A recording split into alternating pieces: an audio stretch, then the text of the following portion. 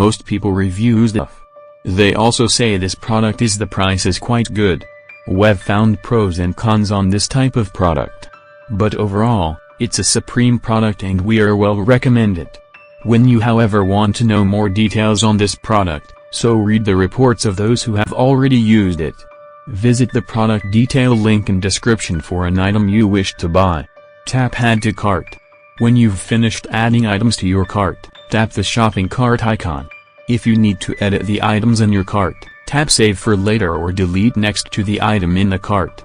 Tap Proceed to checkout and follow the on-screen instructions.